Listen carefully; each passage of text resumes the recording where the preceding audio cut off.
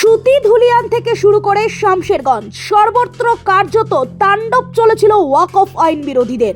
মুর্শিদাবাদের একাধিক এলাকায় হিংসা ছড়িয়ে পড়েছিল, আর সেই জায়গায় রাজ্যপাল গেলেন তাদের আক্রান্ত ব্যক্তিদের সঙ্গে দেখা করতে। রাজ্যপাল আক্রান্তদের সাথে কথা বলে প্রথমেই শান্তি ফেরানোর বার্তা দেন। রাজ্যপাল ধুলিয়ানের জাফরবাদের নিহতদের বাড়িতে পৌঁছানোর পর নিহতদের পরিবারের দাবি, এখনো পর্যন্ত তাদের প্রতি আক্রমণ শানাচ্ছে ওয়াকফ আইন বিরোধীরা।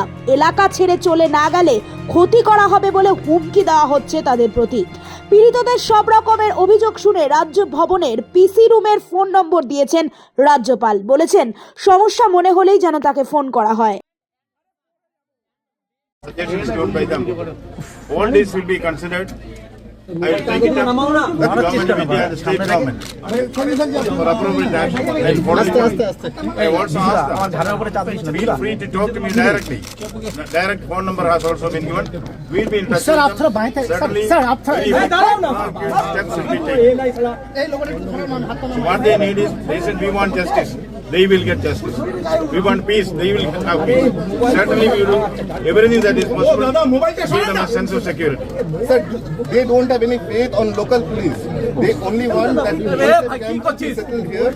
As because 4 to 5 years police didn't came when the attack was going on. All their complaints I have listened to. I will analyze it. We have all our sympathetic understanding of what they want.